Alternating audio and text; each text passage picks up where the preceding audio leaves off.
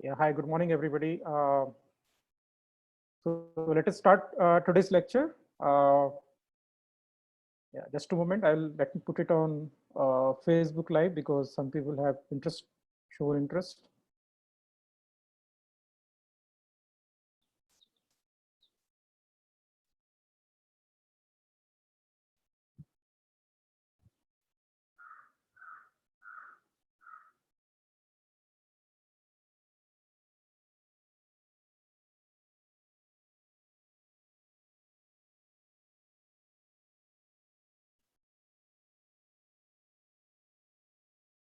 Yeah.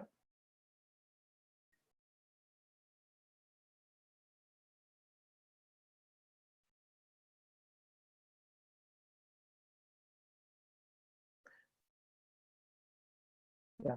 So last time we discussed about scattering cross sections, elastic as well as elastic scattering cross sections, and let's okay, wait. I think I'm all set. Let me see if it is something is missed because I have to manage all the buttons here. So just to make sure. So today we will go a little bit advanced than last time, and you will have lots of interesting details today as usual. And finally, our aim is to reach to show you that how the diffraction patterns are formed. So today's lecture is applicable equally to X-ray diffraction as well as I mean any other diffraction pattern which you can experience in day-to-day life. So it can be your essentially lights, basically your rainbow formation or anything. Basically just you have to use interplanar spacing d and lambda. That's it. Everything else remains more or less same.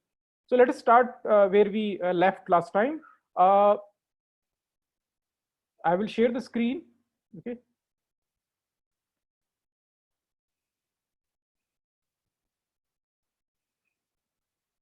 Just a moment. Let me put everything together. Yes, I'm all set.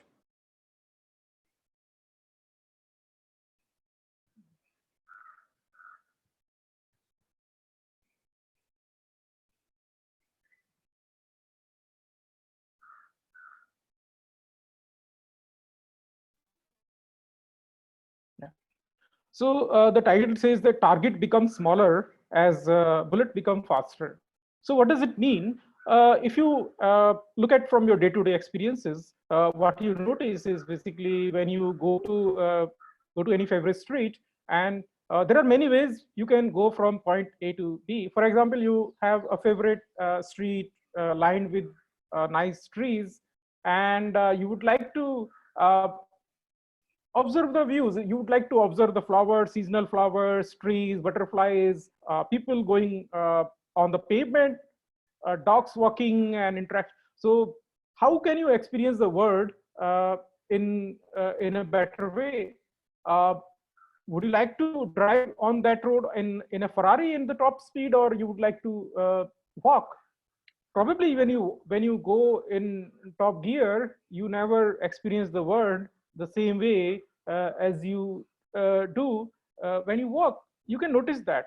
So Ferrari means energy is very high, so you're going in a very top speed. So on the other hand, when you go walking, so you have time to interact with the surroundings. You have time to use your senses fully, so you gather more information about the world around you. So exactly same thing happens with the radiation. Any radiation, it can be any radiation. When you're trying to probe a matter, you use some probe radiation, and basically it needs to have lower energy. Okay, so you get more information. For example, you have two guns. With one gun, you can fire bullets at a very high speed, and at using another gun, you can fire the bullet at much lower speed. And if you are firing at a same object, you will notice that the gun with high energy bullet will make a neat cut small cut. Okay, it won't shatter the entire object. It will just pass through with a clean cut. On the other hand, if your bullet is with the lower energy, it may shatter. It may do more energy transfer to the object. Okay, you can do this. You can do this thought experiment, and you will notice that the bullet going with lower speed will transfer more energy because it has it interacts more actually. Same thing happens with the electrons. That's why high energy electrons in the electron microscopy, they are not always useful because they may not interact with your sample. They may just pass through. So target becomes smaller, the bullet becomes faster. What it means in electron microscopy language or any such light scattering or any other Raman scattering or any X-ray scattering experiments, basically in a scientific language, it means target means the size of the target means what we learned last time, scattering cross section, right? So inelastic scattering cross section and elastic scattering cross section, we calculated that elastic scattering cross section is much higher than the inelastic scattering cross section, right? So essentially, so what it means that scattering cross section is inversely proportional to the energy of the electrons, the whatever radiation, right? Let's go further so we can see the implications of that, right? Of course, your resolution will be better because resolution is dependent upon lambda, and the wavelength is proportional to wavelength, and resolution and the wavelength is basically inversely proportional to energy. So higher the energy, lower the wavelength, and you have better resolution. That's what we have noticed. It's fine. So basically, if we compare 300 keV versus 100 keV electron microscopes, so total scattering cross section means elastic plus inelastic decreases as your E0. E0 is basically the energy of incoming electrons. So electron scattering at 300 keV will be much less than the 100 keV. High density region of your specimen scatter more than low density regions. So that means there is a Z dependence also, fine. And we will look at the theta dependence. So there are, when we look at the scattering cross section, we look at energy dependence, energy of the incoming beam, theta dependent, basically scattering cross section dependent. For example, when you look at in the forward direction or backward direction, as function of angle from the incoming beam, how the beam scatters in different directions. So that is angular dependence. So third thing is basically your Z dependence. Okay, so we discussed about the mass, thickness, and crystallinity contrast. So crystalline contrast is inherent into the theta dependence, right? If you notice that, so okay, so that is already built in because Bragg's equation has got theta component. Got it? So indirectly, we are going towards the same conclusion, but in a more refined way. And in these schematics, you can see that 300 kV comparison between 300 kV and 100 kV. You can see you have more back scattered scattering, and so you can read all those things. So I'll go to much advanced topics today, which are due. Yeah. So let us go to the next slides. These slides are shared with you in the Google folder.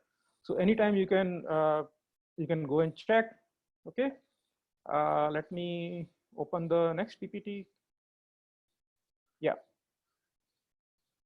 We are going to repeat the same exercise here, but nothing new. As I always say that I don't teach anything new, but same thing will be, we will be going deeper and deeper without essentially learning something new, anything. So you have to find out whether you are learning something new or I'm just repeating the old same stuff.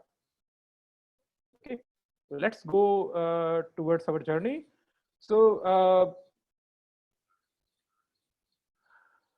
so as I said in the last lecture, that single atom elastic scattering basically when we look at the electron and atom interaction, so when the electron passes closer to the nucleus, they get scattered at much larger angle. And example is basically your happens when electron penetrate the electron cloud, which is screening the nucleus.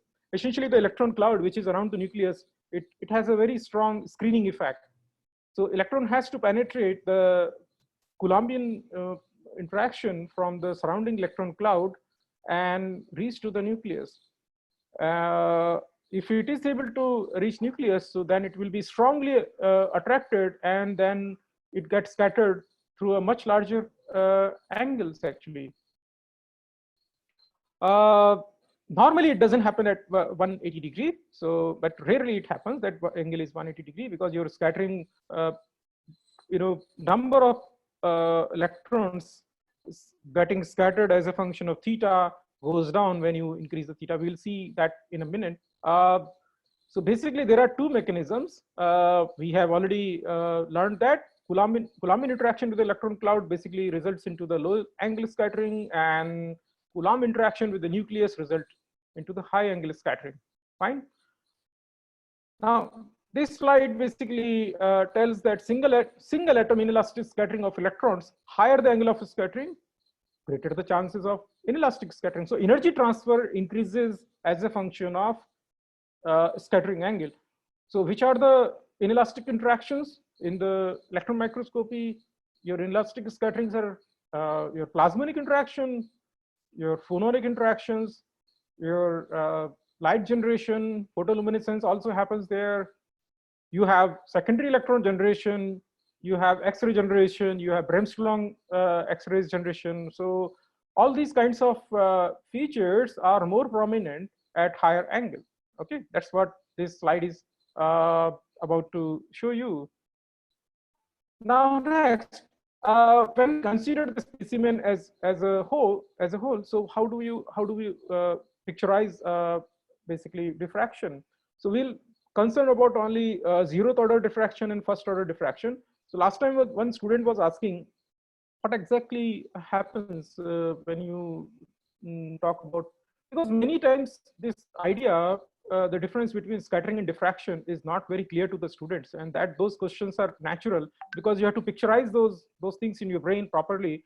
So any wave pattern, if you consider electron as a wave and the wave which is hitting and is scattering, let me tell you something very deep actually to fully understand that, which is out of syllabus here, but I will tell you, I mean, I teach in my class, but let me tell you, what is the first requirement of anything to scatter?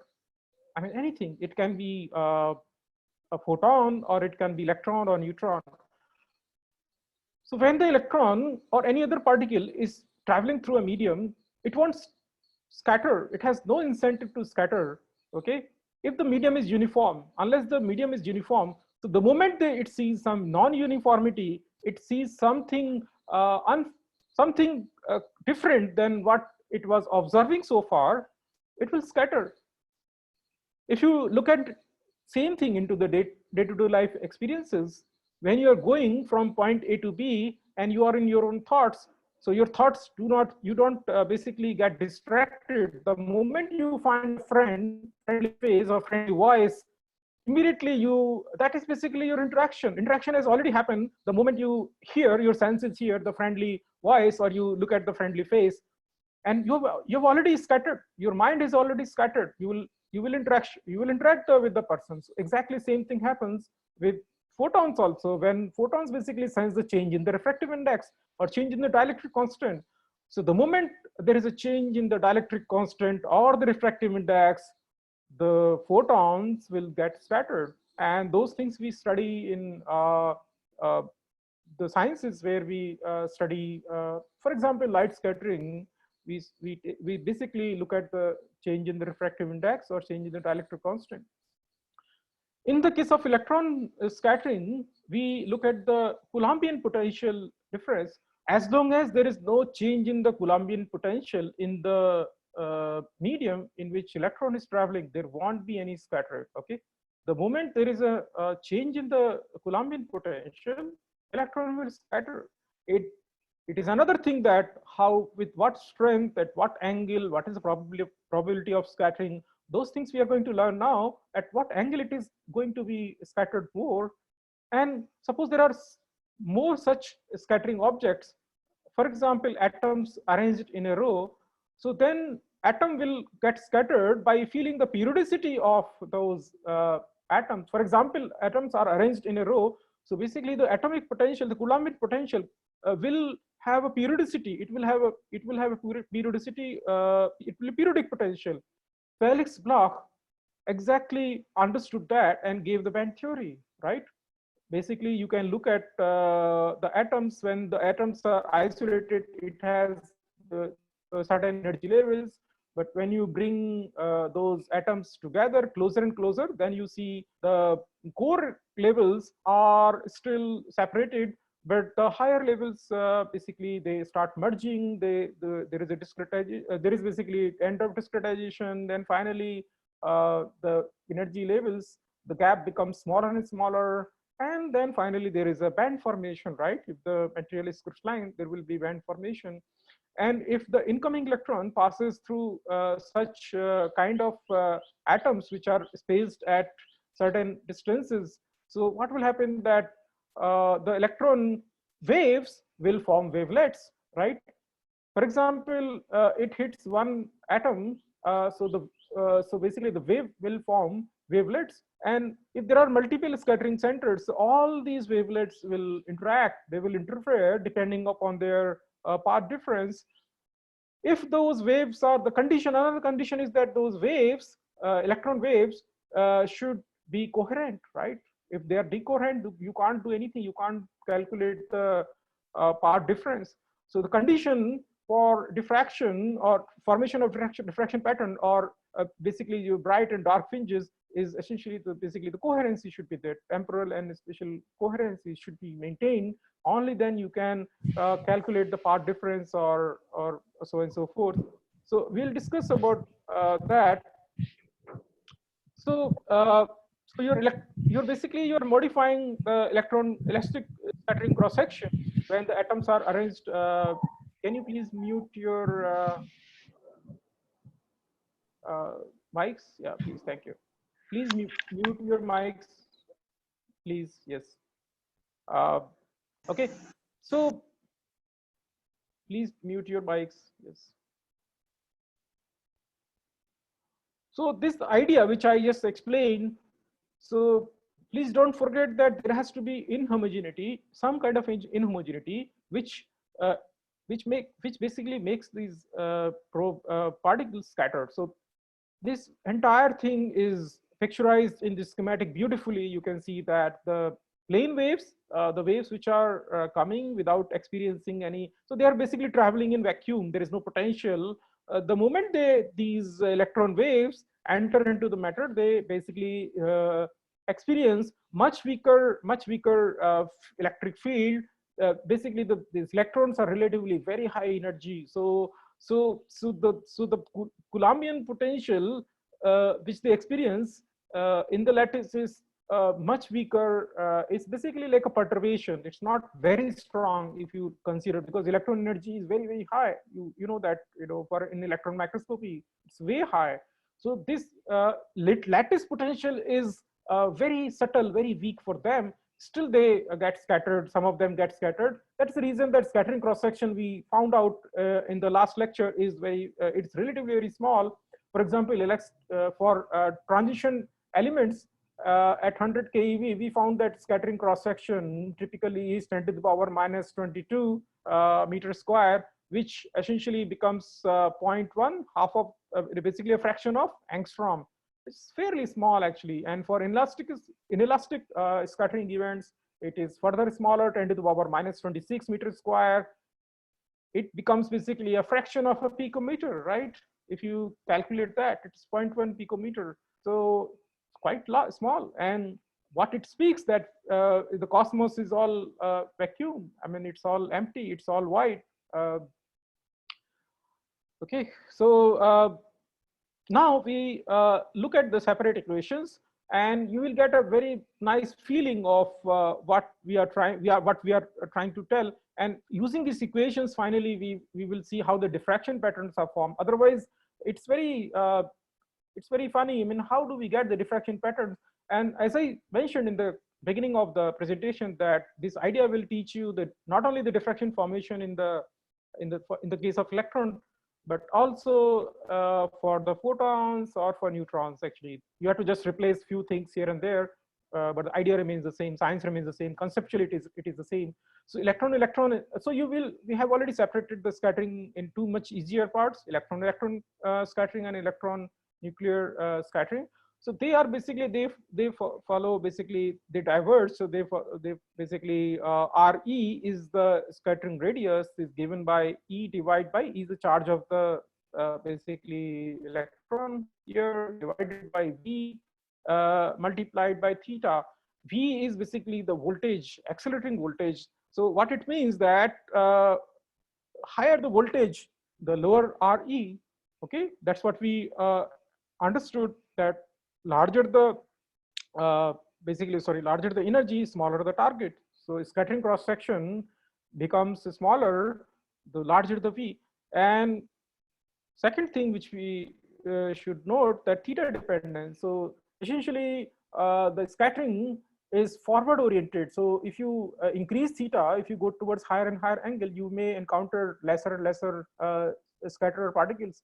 So same thing happens in Rn. Rn, if we have put Ze, because entire positive charge is localized in a very small place, so our life becomes very easier. So we have put Ze. Z is the your number of protons, your atomic number. So here also it gives us the direct indication that higher the Z, the scattering cross section is going to be larger. Now we can add it up. Once we add it up, so what we need to do, remember that we need to calculate pi r square. Pi r square, pi r n square. Okay, because from nucleus we don't need to have Z, because Z is already counted, because it's a point charge. Like nucleus is basically a point charge. We can consider it as a point charge. But electrons are not point charge. Electrons are not at all point charge. In fact, that was a mistake which was done by in the NF Mott Mott-Bethe formula. Mott actually had looked at electron as point charge. Electron is not at all a point charge. You already know that electron is basically a cloud which is dispersed, which is moving overall. So some of these earlier calculation had taken electrons as point charge, and there are some consequences. The people who have come late, please mark your attendance as you always do, and it is compulsory for all the participants for my records, including NCL student. NCL student didn't mark their attendance. In fact, that is more important for NCL. That is must for NCL student, and for other people who are attending from other institutes. The attendance is basically required for me to know who is regularly attending and who is dropping out. It will give me some idea. Okay, and sharing the notes further will be basically streamlined. Okay, so now we have, if you see for electronic EE part, electron scattering, we have multiplied this by Z. Okay, you can see that. So now when we add it up, so we can get the total elastic scattering cross section through the film thickness T. This we did last time. So this our job is much easier. So now this is already covered. So now we have a very good idea. We have discussed this thing in the past, that scattering cross section depend upon this, that. So, but we have our equation now. Okay, that it depends upon Z contrast, V, the energy, and the theta. Basically, theta brings the crystallinity contrast into that, and thickness is already counted. Okay, assuming that thickness is not there, but thickness has already come into this later part of equation. Now, wonderful. Now I will make your life a little bit more advanced. Okay, so let us make our life more advanced, because you might be wondering that life is these equations looks too simplistic, right? Okay, so how can the life can be so simplistic? So we'll get the best of the equations available in the literature, and there is no improvement, believe me, after that. So let us do that. So Rutherford, basically, all of you know, you have read in the schools and much later that Rutherford is his group essentially uh, worked on the alpha particle bombardment uh, on some scatters. And Rutherford's actually his PhD students. Rutherford himself got involved at the later stages. That's another story. Rutherford, in fact, was initially might not have been so much of convinced of this idea. So the foundation of this uh, basically a departure from plum pudding model to the existence of the nucleus was laid 1 or 2 years prior to what we know in the literature. Let's not go into that history, which is again very interesting history. I'll tell you the science part. So we are going to use Rutherford's equation. Why can't we use it? We can use it. Basically, our experiment is the same as Rutherford did. We need to just replace, and we can use his equations. We are actually stealing Rutherford's equations, okay, for our benefit. And so electron microscopists were very smart. They didn't put extra effort, and they just stole Rutherford's equations and just replaced the charge of the alpha particle, which is 2e, positive 2 times the electron charge, by minus e, right? So now you have a negative charge but single charge. That's it. Rest of the things are same. Yes, energy is different. So alpha particle energy, which Rutherford might have taken, might be different, and here the energies might be different. It doesn't matter. We have the energy in place, and we'll see that for higher energy, Rutherford scattering doesn't work. And then we have to invoke Mott-Bethé's equation, and finally Mott-Bethé's equation, as I mentioned, has its own limitations. So Rutherford, another limitation of Rutherford equation cross-section was basically it gives us electron nucleus interaction. He was interested only in electron nucleus. He basically ignored, Rutherford cross-section ignores the presence of electrons orbiting around nucleus. Please note that Rutherford ignored the electrons completely, and Mott-Bethe took electrons, presence of electrons, yes, but they took electrons as point charge. Got it? Not as electron as cloud. Okay. So I repeat that Rutherford, the approximation was that Rutherford ignored the electrons orbiting around the nucleus. Okay, for the sake of simplicity. And Mott-Bethe came next. They included the electrons. So what is the consequence for ignoring the electrons? Basically, screening. Electrons will screen the charge from positive charge from nucleus.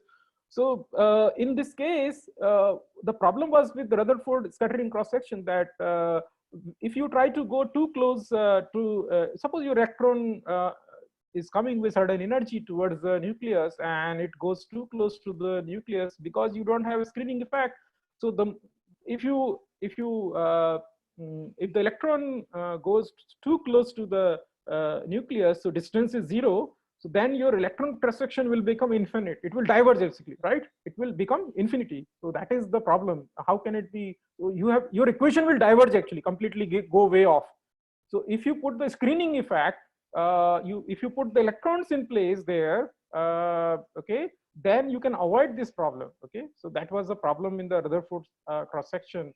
Okay, so we will fix all those things, and we will reach you to the direct equation. I will not derive those equations because everybody forgets. Just you should know the basic concepts. You don't need to cram the equation. I'm not going to derive the equation because next moment students forget, and you want just the cream of the essence of the things. Okay, you don't. So I'll skip some steps for the sake of time. So as I mentioned, and also as I mentioned that Rutherford scattering cross section doesn't work for the energy, and again relativistic effects. So theory of relativity was missing in the Rutherford's formula. So we have to put because we need to. All of you know, you have covered this in my prior lectures that for higher energy electron around 300 keV, you need to consider the relativistic effect, relativistic corrections you have to invoke. because electron energy becomes larger than half of the speed of light, around 6 c, right? So we have done that all in past, so we'll do it. So relativistic corrections will be done, electron screening will be done, but still we'll be considering electron as point charge. But fine, we need to just find some energy dependence, theta dependence, and Z. That's it.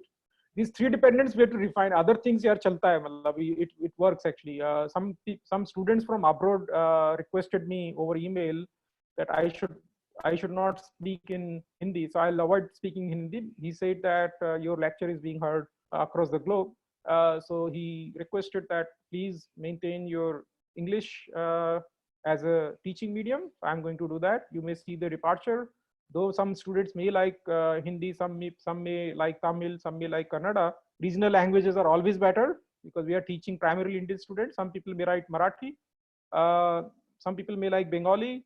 I wish I could be multilingual, but I didn't get a chance to learn.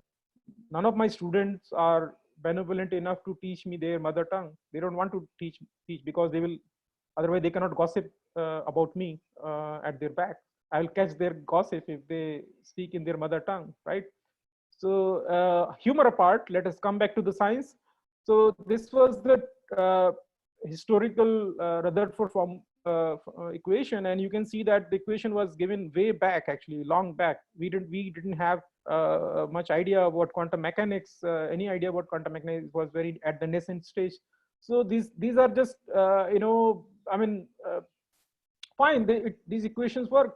So we have to remain focused that what we are looking for. We are looking for net dependence, interdependence, and energy dependence. Anything else, fine. It's these are all, other things are all constant parameters. You can just punch in. So Rutherford, and we want to look at the scattering cross section. Essentially, I introduce those terms, how important the scattering cross sections are in any of these fields. So d sigma over d omega, that's what we want. And if you see that this equation here charge q was taken as 2z divided by E, because 2E is the charge on the incoming radiation alpha particles, and Z is the charge of the target element. So basically it's 2Z ZE times 2E, it becomes 2ZE square. So now we know this thing, so we can modify, we can remove 2 from here, and we can modify this equation for our purposes for electron microscopy. So this equation becomes fairly straightforward. And right, you can see already Z dependence, theta dependence, E dependence, some rudimentary form, but we have to integrate that. We'll do some massaging of this equation and we'll make it work for us. As I mentioned, first 3 things we have to put in: relativistic facts, and it also assumes that electron doesn't lose significant energy through the inelastic processes. Yes, inelastic processes are completely ignored here. We are not discussing elastic processes, which is not true. So it has to be fixed. A screening effect, I already mentioned, it's a very important part. Screening effect is actually very useful. So otherwise our equation will be very weird. So after modifying all those things, you can read all those text. I'm not going to go over it again. This table is when I mention one disclaimer that these tables and all the text and things are all for teaching purposes, no commercial interest. And I mentioned all the references most of the time in the bottom. Source, for example, this slide says WC, basically William and Carter. So wherever you do not find any reference in the bottom, by default it is from William and Carter book, which is our reference book. Otherwise, if the content is taken from somewhere else, it is duly acknowledged. And if it is not, if I miss something, I apologize. And it is essentially for teaching purposes, free, no commercial interest. So with this disclaimer, we'll move ahead. So you can see in this table that we have to invoke the relativistic corrections. That's just to give you the seriousness of the entire thing. So now we can put the relativistic correction. You can see that this equation essentially becomes, it changes its shape, right? You don't need to go into detail of the equation. As I mentioned, that finally we need what what we are looking for. Yes. Again, another limitation, as I said, that heavier elements were not will basically, there are some limitations for heavier elements also, and Mott corrected some of those things. Even Mott's equation had some limitations. So, for example, this morning I put this interesting paper from Review of Modern Physics, 1961. If you see, y-axis is basically relative intensity of scattered alpha particle at 60 degree. At 60 degree, if we look at the relative intensity, you will see that an x-axis is basically your elements, basically z. You will see that this dotted curve is basically your Rutherford curve, and your scattered curve is basically Bethe-Mott curve. Actually, you can see the departure. You can see that from the Rutherford already around 25. So fine, no problem. We can accommodate all that. So you can now you can integrate over theta from theta to pi, the actual equation, actual condition in the electron microscope. So basically, total nuclear cross section in scattering, basically scattering events per electron, per atom, per meter square can be given with this formula. Now, if we plot this, Mima can easily plot this in her computer. She's a computational chemist. So we are essentially looking for a scattering cross section. That's what we are looking for, and you will see the peaks right there. Just hold on. It will be mind-boggling. We'll give you X-ray diffraction peaks as you see in X-ray diffraction. X-ray diffraction pattern, basically we'll show you. Now this curve look very featureless, right?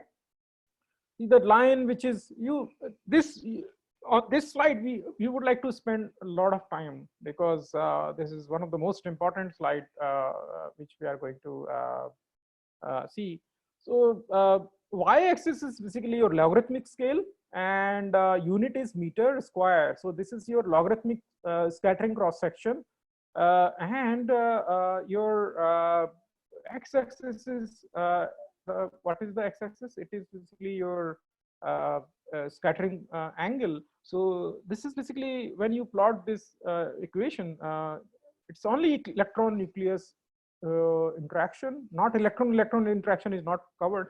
Even when you just take into account electron nucleus interaction, you get a fairly good Z contrast, beautiful Z contrast you get. I always mention that electron nucleus interaction is Z contrast. You get the Z contrast.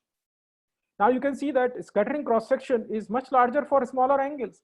Primarily, it's at the basically smaller angles, and it drops sharply when you go away from the incoming radiation. When you go away from incoming radiation, it's dropping very fast. Okay, you can see it's dropping many order of magnitude. Please do not forget that it is a logarithmic scale, so it's very serious. So it is dropping. It's not increasing. It's negative. Many students think that it is increasing, and when I ask them this question into the exam, they fumble. They do this mistake. Please do not ignore negative sign, and it is very serious. 10 to the power minus 22 is already what? 10 to the power minus 22 is meter square is basically what we calculated, 0.1 angstrom. Okay, and so for example, minus 26 is already 0.1 picometer. So this is very small number. It's very small number actually. And if you see that this is for copper, okay, and sorry, this shows energy dependence. This shows your Z dependence, and you can see that another consequence, that target becomes smaller when bullet becomes faster. You can see this here. You can see this here. So your scattering cross section is higher for 100. It is not higher for 200. Most students, they do this mistake. By our intuition, we always here. That's where the intuition goes wrong. Though we know from our day-to-day life experiences, as I mentioned, that our interaction is much better when we go slow. That's why people say slow down, slow down. All these nowadays, people earlier used to make us crazy. Oh, go fast, fast, fast. Oh, no, move fast, fast. So in moving fast, you lose creativity. You don't interact much. You do mistakes. Now, now people are emphasizing world over that go slow as possible. Go as slow as possible. Okay, when you eat food, when you, for example, when you eat grapes, the or you eat roti, you eat wheat. When you eat slowly, you see that this enzyme in your mouth basically digest this carbohydrate, and you get the sugar taste. Meetha hota hai, right? You get sweet. The same thing is happening here. It's faster is not always best for you. Okay, so this is the advantage. So you get more contrast for 100 keV than 200 keV. Okay, but there is no peak formation, right? Suppose I told you that this can be your X-ray diffraction pattern. You can see that it is featureless. There is no peak here. There is no diffraction peak here. Why there is no diffraction peak? This is for single atom. This is your form factor. Got it? You have to put the crystallinity information. Once you plug in into crystallinity information into this, then you will see this kind of wavy pattern, which you see, which you say that it is. These are all constructive and destructive interferences, right? So, okay, this is scattering from single atom. So we are not discussing interference at all. Okay. So the moment we put in more and more atoms, then you will see the peaks, and the peak intensities will also go down as a function of energy. And that's what you see in electron diffraction pattern. The intensity goes down as a function of a distance from your incoming radiation. Same thing you see in X-ray diffraction. So this, what you see in X-ray diffraction is basically comes out from this. So you are learning actually X-ray diffraction. Actually, you are learning X-ray diffraction. I'll tell you in a minute. Okay. Now next graph on your right hand side is again very important. You can see that for gold, scattering cross section is larger. Again, you don't do mistakes with this sign. Okay. Carbon, it is much lower. It's order of magnitude. Many order of magnitude. Again, it's a logarithmic scale. So don't think that these are smaller differences. These are very large differences. Very large differences. Okay, so it is plotted like that. So you might feel like, okay, now we have mean free path. Wonderful, wonderful. So mean free path is basically for single scattering cross section. So now we know that for carbon we can afford to have thicker sample. So mean free path is basically lambda in nanometer. So, and this is basically x-axis is your energy of incoming radiation. For example, we considered, suppose we are taking a 200 keV electron microscope. So now for 200 kilo electron microscope, if you draw a line here, straight line. So when this straight line merges this red curve, so you can see that roughly this is around 20 nanometer. So this is 100 nanometer. Somewhere it is 50, and here around 20-25. So suppose your sample is 125 nanometers. So you will ensure that it has single scattering. It doesn't have plural or multiple scattering. So it is safe for you. The moment suppose you have gold in your sample, and you make your sample thicker than this. So then you will have multiple scattering. So basically this curve is so important that it gives us guideline how thick the sample should be in the electron microscopy. For example, for copper, you can afford to take even thicker sample. So for copper, you can take something around, let's say around 30, 35, 50 is here somewhere. Yes. For silicon, wow, silicon you can take for, and you can take still much thicker sample, around 250 nanometer for silicon. And you can still avoid multiple scattering. You will get details of inside. You can get HRTM detail. Carbon, you are much more lucky. Okay, for biological specimens and for polymers, you can take up to 400 nanometer thickness. These days people are going up to 300 keV. So you can see that if you go to 300 keV, the situation you can see that you can take a slightly thicker sample, because your bullets are now faster. Okay, so you can afford to, you can increase the thickness slightly. So 30, this is around 25, so 20, sorry, around 20. So probably for 300 keV these days, you can safely afford around, let's say, 50 nanometer. But still, it is better to be safe actually. 50 nanometer is also quite challenging limit. For 100, you have to be very careful. 100 keV, suppose you are working with 100 keV microscope, you have to be very careful. You can see already the, for gold. And if you are working with uh, Z, which are much more than gold, for example, some people are working with rare earth elements, gadolinium and dysprosium and all kinds of things. So there, those things are, those considerations are, even heavier things like lead. Nobody works with lead these days, but like some people working in, they work in ferroelectrics and some battery materials, something you can see actually from your experiences, that I can just give you a guideline what you should be doing. Yes, coherency is lost in Rutherford scattered electrons actually, and is it dangerous? No, it is very useful. That means there is no phase relationship. So that means if there is no phase relationship, you cannot. So this, so those, as I told you, that those features, those peaks come from electron-electron interaction. We'll see in a moment. So we'll see that. We'll plug in that, and then it will be fun actually. So high angle Rutherford scatterings are incoherent. There is no phase relation, but they are very useful for HARDAF. High angle annular dark field basically imaging, and that gives us beautiful Z contrast. I think many of you know already, HARDAF is becoming so precious for chemistry students, right? You see mostly people are publishing HARDAF image now and then, especially in the STM mode, people are taking HARDAF. So that's a exceptionally high resolution images of crystalline specimen in which image contrast is due solely to the value of Z. So here basically crystalline contrast is not there. So that's a beauty. So you avoid crystalline contrast. You can read these details, and not having incoherency, not having coherency is a blessing actually. I tell you something, right? Okay.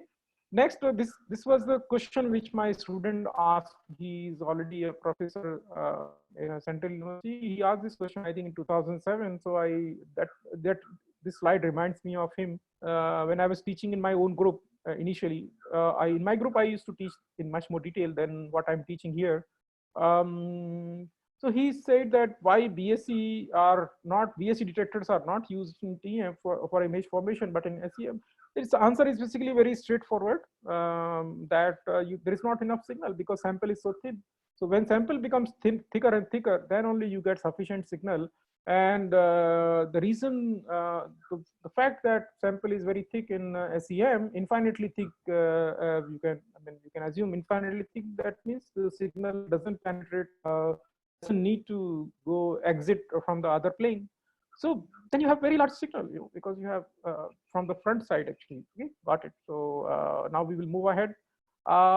We will finally plug in these details I already mentioned, so I will skip all those things. So atomic scattering factor we learned last time. So basically, it's a Fourier transform of your spatial density distribution of from R space to K space. So this is your K space, this is your R space. So this basically this is basically your Fourier transform term Q dot R. So Q is basically, you can write Q or K, whatever you like actually. Okay, this is your density distribution function. So this will be the same, but this will be different. Rho R will be different for electrons. It will be what I'm repeating this potential distribution. Okay, for X-rays it will be charge density distribution. Okay, because we are not considering nuclear charge basically. They are nuclear. Okay. And for neutrons, it will be, there is no form factor for chemical information, but magnetic form factor is there, which is very similar to, basically electrons. Okay. Okay, very similar to Z contrast is there. So you can read more about it in this slide. I'll skip it. These are the same details, repetition. So you can see the atomic structure factor, y-axis, and x-axis basically your theta.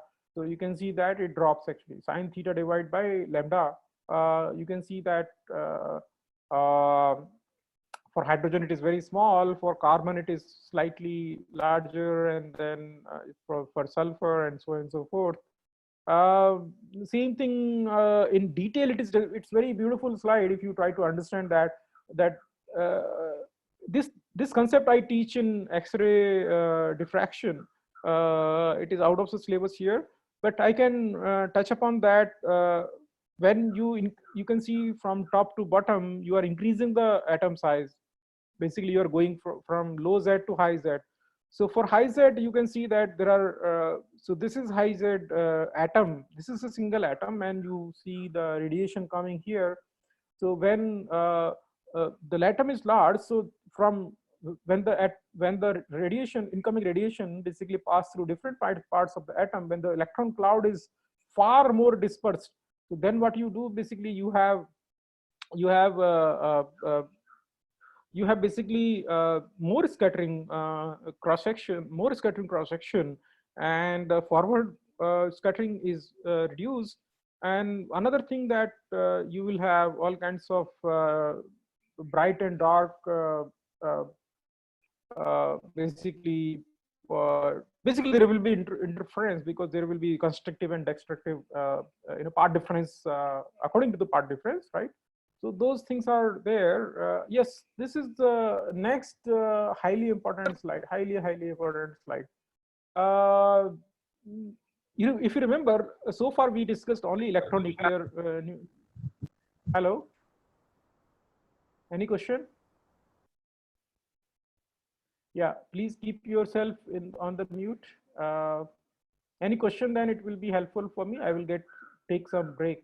If you ask question in the middle, it actually helps me, because my throat will get a break.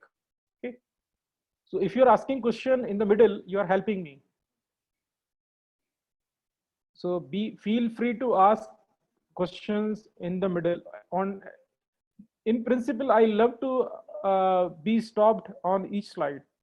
Please, if you, some people know my teaching methodology, I love to be stopped and interrupted on each slide, but you should maintain your mic on and off. You should unmute it and mute it when you ask the question. Okay, but please, if some students are thinking it is not good to ask question in the middle, not at all. Please interrupt me wherever you want.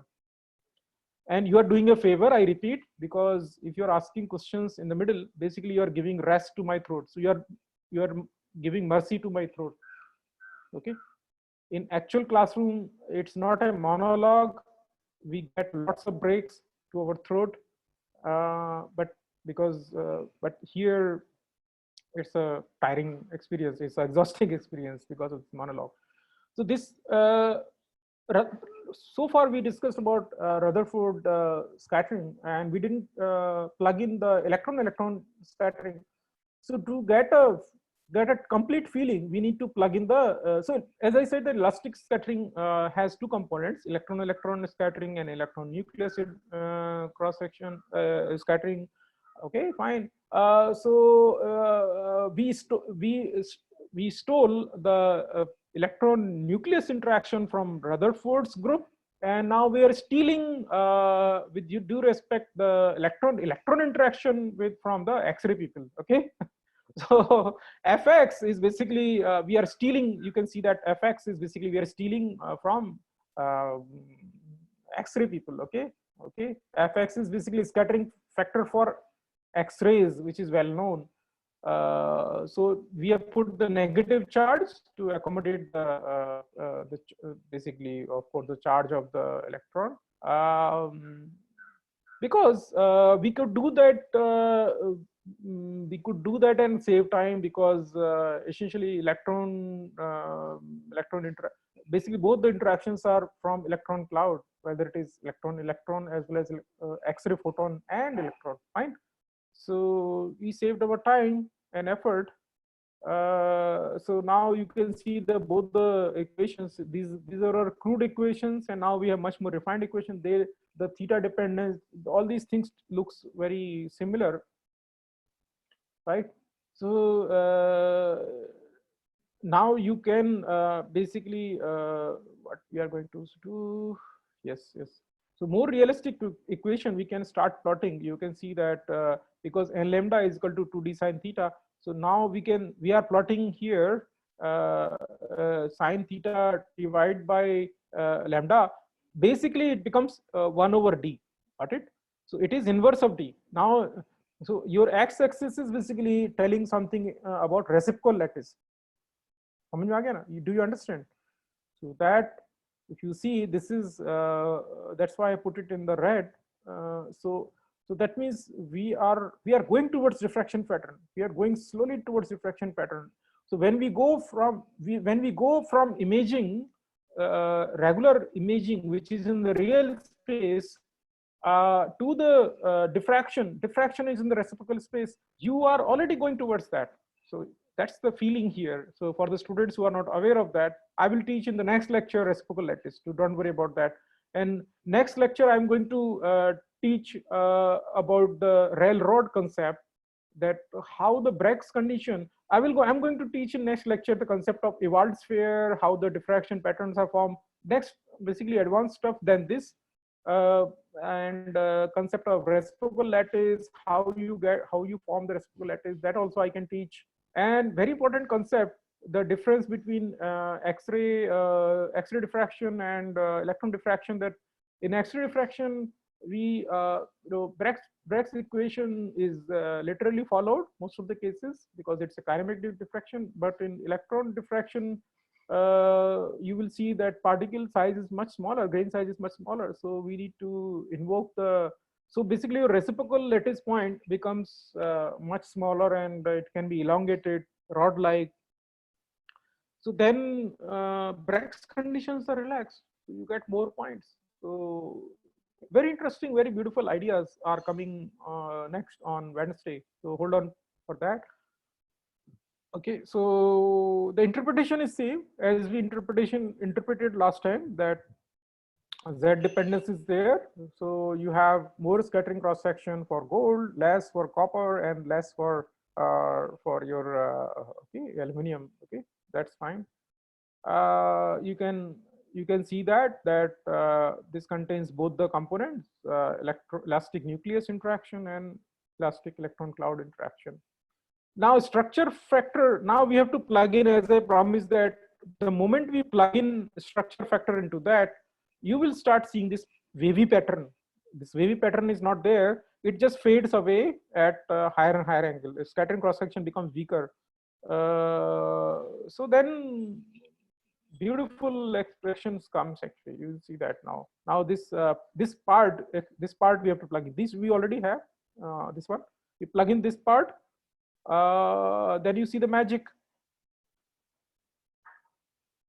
It's only for the single atom. Got it? And the moment we plug in, you get this same thing. You know, this is x-axis is your scattering angle, or reverse inverse. You can see the unit, unit, right? Inverse of distance, angstrom inverse. Okay, so we are in the right. I will come to this slide. Just hold on. So let me first teach this part. Okay. So now for amorphous sample, these are two examples for diffraction pattern. This is already diffraction pattern. This is your diffraction pattern. Now you have two kinds of diffraction patterns in front of your. Okay, the real life is much more.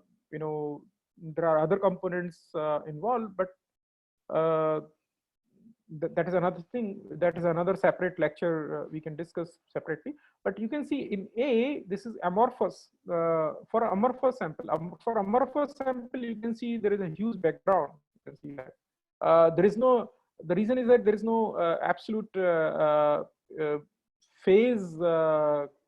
Basically, what I should mention, that there is no 100% destructive interference actually here. So you don't get absolutely zero intensity. You see here absolutely zero intensity. And then you have this sharp, well-defined peak. This is a crystalline object actually. And another thing is that periodicity. So here you see that this is basically signature of these are diffuse ring from amorphous sample. So amorphous sample will give you these kind of diffuse ring, and this is basically the if you draw a line across this, if you draw a line across this and calculate the intensity profile, you get this. But the question arises that for new students, why do why do we still have these kind of rings, even though if it is amorphous? Okay, amorphous sample should not have any peak at all. But please do not forget that there is a local ordering. I mean, amorphous, basically, what range of amorphosity is there? So there is always, in the immediate neighborhood of the atom, you still have some local nearest, second nearest neighbor, as it is mentioned. So due to the nearest neighbors, you still get some intensity distribution, and for perfectly crystalline objects, basically you get these kind of peaks, and these are your dots. These are your basically diffraction dots actually. In electron diffraction, SAED, these are seen as basically dots actually. Okay. Now I delivered what I promised to you. If you have interplanar distances which are very well defined, and but still it is polydispersed, so you get well defined, beautiful, well separated ring with darker ring in between, darker ring, and then brighter means your intensity goes to zero, almost zero, and then it shoots up, then it goes down, and it shoots up. So, and this is in the reciprocal lattice as it is. So as it is in the graph. So basically, if you go from center to away, you are decreasing the interplanar distances, right? For these planes, interplanar distances are larger. As you go away, you are basically going towards a smaller interplanar distances. So what I'm trying to tell you is that the reciprocal lattice concept is natural gift from nature. So it is not invention, it is not basically human invention. That's what I understood, that reciprocal lattice is inbuilt into the nature. All the diffraction patterns are seen in nature. There are so many examples, right? Peacock wings and all those things are also diffraction patterns. So diffraction patterns are essentially gives you the reciprocal. Otherwise, it is difficult to understand. You basically when you make the when you go from real space to reciprocal space by this Fourier transform, right? What we looked at, we just do the Fourier transform of the your density, basically your density distribution function, whether it is a potential density distribution function or charge density distribution function, right? So basically Fourier, what atomic form factor is the density distribution function ka, when you go from real space to reciprocal space. That's it, nothing else actually. So you reach to these wonderful. So that ends our today's lecture, and luckily we saved some time today. So we have a lot of time to. So you can see that I have hidden lots of. You cannot see now. Actually, I have stopped sharing the. I think the screen is still shared. So a lot of content is hidden from you to make your life easier. Otherwise, this lecture would have been much bigger. I will open the lines for the questions, and otherwise we'll move ahead to the concept of Ewald sphere. Next will be the concept of Ewald sphere, and so how the Ewald sphere cuts the reciprocal lattice, and how do you get diffraction. So from Ewald was a theoretician actually. He gave a beautiful picture actually. Then actually the idea to Lovey was given. Lovey's Nobel Prize. Von Lovey basically got this idea of diffraction from Ewald actually. I think he was a French person. So then he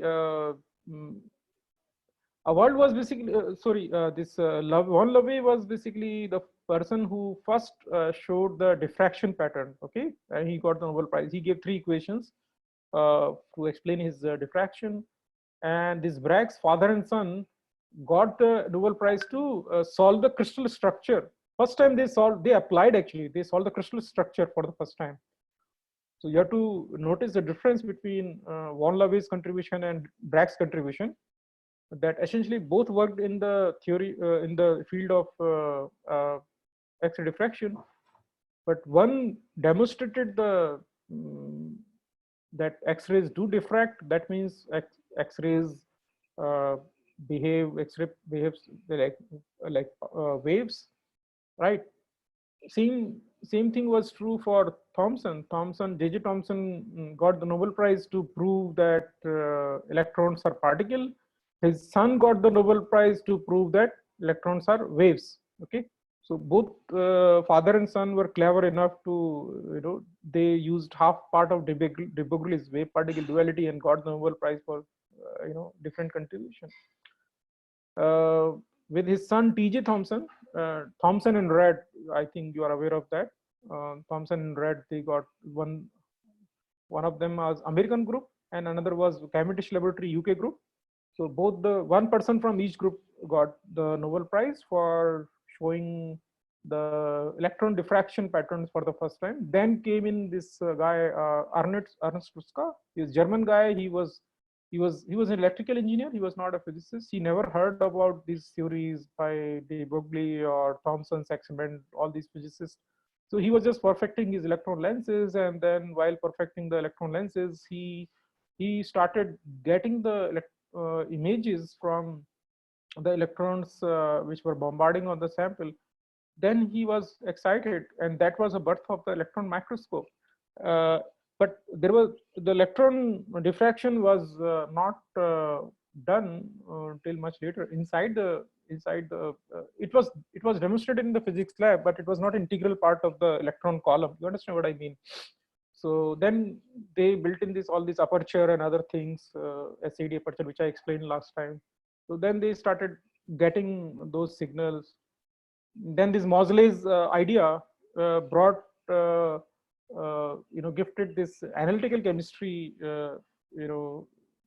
picture, so we could plug in the EDAX detector there, right, which we discussed last time.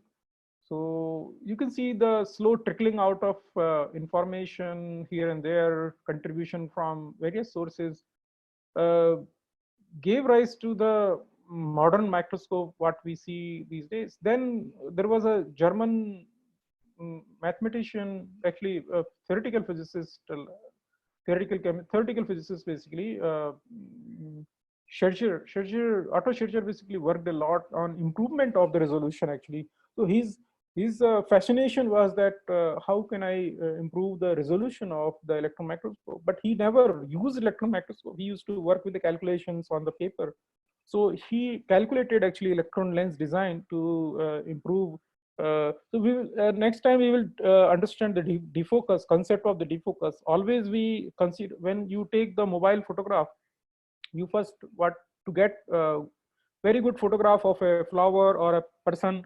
You first instruction is that you need to focus very sharp in the mobile photography, right? Then you get very sharp picture. But in electron diffraction, you get you always defocus. Actually, the best image you get when you reach to perfect defocus. So delta F is very important. So why do you need to defocus? Basically, there are aberration you need to take into account. So aberrations correction happens with delta F. So we'll discuss when we study the HRTM. Probably we'll end this series at the May end. And then from June first week, we are going to take atomic force microscopy subject. And again, past experiences of students shows that that's why my lectures are longer, because I go into the basics, and while going to the basics, I speak about allied techniques also. So when I will be teaching atomic force microscopy, you will understand the soft matter, colloidal science, and electrochemistry a little bit, which you can apply in energy. So these are all excuses for me. These lectures are excuses for me to teach a lot of other interesting things. So you become master of many other things, not just electron microscopy. Electron microscopy is just an excuse for me to give you dose of different things. So the students who have attended my lectures from the day one, they understand that how I cover so many techniques actually through, because as a teacher, I cannot confine myself to one idea, one technique. That doesn't serve the purpose. In the real life, you are going to use so many techniques, and you have to interpret the data from one technique based on the other techniques. So final picture, it's like, you're trying to describe an elephant. So one technique is basically like you are holding the trunk and you say that, oh, elephant looks like a cylindrical and smooth and long, and one person is holding the leg or one is holding its tail. So there are different interpretation. So finally, all these characterization technique, advanced characterization techniques, basically gives you complete picture of element, three-dimensional view. Then only you basically give a realistic picture. Otherwise, you miss out so many things. So now material science is becoming increasingly more complex. Students are hard pressed. So I try my best to teach students best I can do actually. So with this, I open the lines for the questions. Please ask question, unmute yourself and ask questions. I have two questions. Yes, related to one another. First question is, which kind of scattering is desirable to collect the information? I mean, measurement, diffraction pattern. Which kind of scattering is desirable? Whether it is scattering, or whether it is elastic scattering or inelastic scattering? For diffraction pattern, see, for diffraction to form, the electron should be coherent. The moment you speak about inelastic scattering, you lose coherency. So your inelastic scattering scattered electrons are useless for diffraction pattern. You can't make, because there is no phase correlation, because they have gone a big collision and transferred their energy. The moment you transfer the energy, that means you lose the coherence, right? Coherency, there are two parts, right, Rijwana? Temporal and spatial coherency, yes. right? Yes. Energy, you might have read, right? Energy should be the same, yes. right?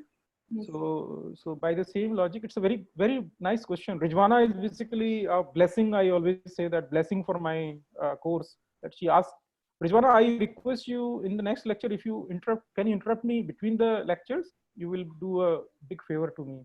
Sure, sir, because these questions I kept in my mind just to ask you. Not at your lecture. Okay, make it a practice. So what you are doing, you are basically giving rest to my throat. Okay, next question. Okay. I hope this is answered. Yes, sir, this is the answer, and the exact answer that I was expecting, because I know the answer. That's why I will ask the second question. Yes, you're welcome. My second question is, if of course the elastic scattering is always needed, and not just because that is coherence and that is, but another factor is it will give us more information just due to higher cross section area.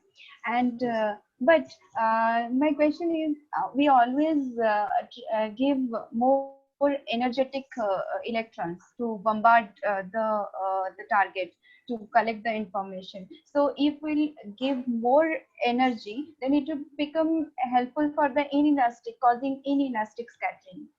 So why we give lot of energetic, why we usually bombard the electrons with a lot of energy instead of. There are two reasons. Yes, very good question. There are two reasons. One reason is basically that you go towards your higher energy electron. One reason is basically most of the time samples are thicker than people are not able to make thinner sample.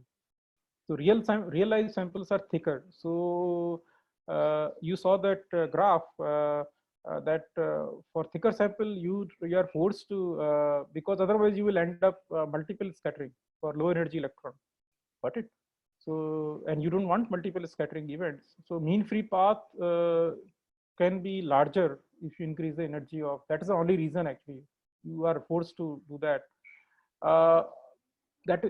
Second reason is, which I discussed in my earlier lectures, that when you go towards higher energies, you're definitely increasing your uh, um, um, basically your resolution. The relay limit is, you know, that it is energy dependent, lambda by 2. Okay, theoretical limit. I'm going to give you a very sophisticated, very nice information about resolution in probably next week, when we advance, when we exit this basic concept. These are actually very basic concepts, otherwise you can't understand those things. Anyway, actually I have skipped many things even in this stripped down version. If you all ready, if you give me one more week, then your understanding is going to be much thorough about it. Anyway, next question. So that's the reason that you still need to increase energy, not too much. I mean, there were microscopes which were built for 600, 700, even 1 mega electron volt, but now we don't use them. We have discarded them. So do you know that we used to have electron microscope much higher energy? We don't use them because they are not useful. They are useless. So we have to find a balance somewhere. So 300 keV is basically balanced. You don't find actually electron microscope these days higher than 300 kilo electron volt. Okay, thank you. Any other question? Nikitra, any question? Darren, Prabhu, you guys used to ask so many questions in the class, but here you are silent mostly. Do you exist, Nikitra? Yes, sir. Yes, sir. I'm here, sir. Okay. Okay. I thought you were sleeping. No, not at all, sir. You know it, sir. I'm joking. I'm No, provoking sir, you. actually, So I'm provoking you. I know.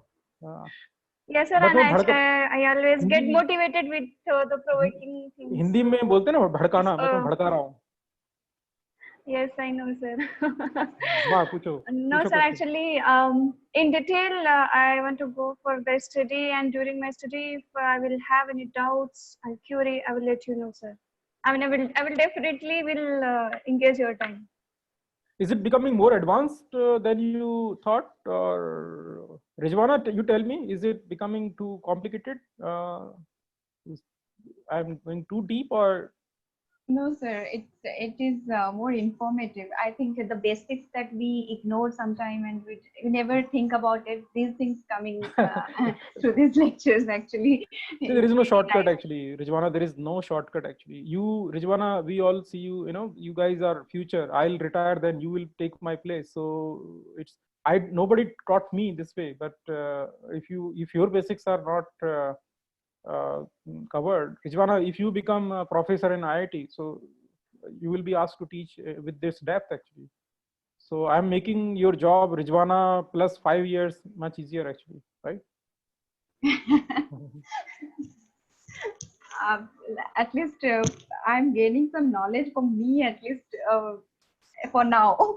and of course I would love to share it if I'll get that opportunity. No, we will make sure that you share it at some IIT or some other good university. Okay, don't worry about that. We'll make sure. Thank you so much, sir. Okay, next. Sir, yeah, sir, Nikitra here. Yes, Nikitra. Sir, yeah, sir, thank you. Sir, one basic question I'm having. Yeah, so my question is, how and why does the refractive index of the material depends upon the scattering? So, is it any? You can understand this from simple Young slit experiment. Young slit experiment, basically angular distribution happens because that changes your path difference between one beam and another beam. So angular dependence of diffraction pattern come because of your path difference. Path difference, you can just draw two lines. You just look at old-fashioned Bragg diffraction, this thing, right? You have two lines, and then so beam comes. So when you change the angle, basically you're changing the path difference, if you see that, right?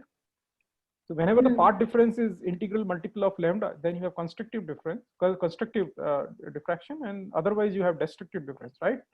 So it's all about the and your Fine. Otherwise, now question which somebody can ask, that I should see the peaks of uniform intensity. Why the intensity fades at larger theta? So that answer basically comes Yes. from atomic form factor, because atomic form factor fades as a function of theta. And you can see so atomic form factor, why atomic form factor decreases as a higher angle of theta, we have already seen. I have shown you the basics, that this curve drops like this even for single atom. Atomic form factor is basically a concept. So I started actually from very basics. There is no deeper understanding anybody is going to teach you. I can tell you that I went Yes, to the sir. Rutherford scattering and Mott-Beth's formula, and if you want me to go deeper than that, I'm ready. But you should not be. You have to be ready actually. I have much deeper No, slides. yeah, actually, sir, frankly, I would like To to complete- say that during your teaching, we are directly going to imagination what might have happened during those experiments and what we are getting now. So it's like visualization to the reality. So Yes, yes. thank you for such an explanatory, explanation. It's your first and last opportunity in the lifetime to go through these classes, so take full advantage of that. I'm honestly telling you, you will never get time. Even if somebody is ready to teach in later stages of career, you will never get time to sit through these long lectures actually. Okay. Yes, sir. Thank you, sir. Yeah, thank you. Neelu bhai, Yes, sir. yeah, bolo. How and why useful coherence of cross-section area? Side scattering. Sorry. How and why use full coherence of cross-section? Good question. So if you don't have coherence, then you can't calculate the path difference. As simple as that. See, so you get diffraction pattern only for the coherent beams, because you need to calculate the destructive and constructive interference pattern. So if you do not know, if your waves are not coherent, so you can't calculate the path difference. As simple as that. I try to give you the basic concept in very simple things. I'm honestly telling you, in books you will struggle to understand. If you read books, otherwise you would have already Rijwana. Rijwana, Yes. can you unmute yourself? Yes. You are a physics student, right? And see, these concepts are not easily there in the books, right? Physics books. Yes, sir. These are like very mathematics derivation. Very mathematical, and nobody teaches you in this kind of language, Yeah, right, Yes. right, sir. So I try to teach you from day-to-day examples, so you comprehend, you can think about those things. And I minimum, you can see in my slide, I follow, Feynman is my guru. Use minimum equations. More physics, less mathematics, because mathematics you are going to forget, but concept physics, basic physics concept, you are not going to forget. Right, sir. Thanks, sir. Any other question? Any other? No, sir. One question is, target becomes smaller as the bullet towards become faster. Yes. तो sir इसमें मास तो होगा ना, mass small रहेगा ना? किस चीज का मास की बात कर रहे हो? Bullet. What are you? Bullet, No, I think. no, same mass bullet actually. Electron mass is same in both the condition. Okay, right. Right? Yes, sir. Of course, relativistic effects, then you can, there will be some mass change, but we are not discussing relativistic effects. It's basically an analogy that you can see, if you ask from this question from some forensic expert, if you, suppose, I should not give this example, but forensic experts basically examine the type of firearm were used by the size of the damage it was done. So suppose suppose some terrorist is firing by AK-47 bullet, so the body will have a clearer cut actually. Right. From AK-47. Suppose somebody is using some desi katta, so then bullet will just disperse in the body itself, right? Got it? Yes. Thanks, sir. Anything else? Supravat, are you there? You are from IIT Delhi. Which group are you? He has, I think he has logged out. Shivamurthy, Indu from NPL, National Physical Laboratory. Unmute yourself. Indu Sharma. Yes, sir. How are you doing, Indu? Fine, sir. So any question? You are basically quite senior person. So Yes, sir. please ask question. How are you liking this Sir, subject, or is it useful or no? Sir, it's most useful that these are basics of all the techniques, XRD, diffraction, or SEM. So it's quite useful for me. Thank you. Actually, Thank you. Dr. Renu Pashricha's student. I know you. I know you. Yes, yes, I know through Renu. Yes, yes. I have seen you at NPL couple of times. So I think, yes, I remember you. Thank you. Himanshu.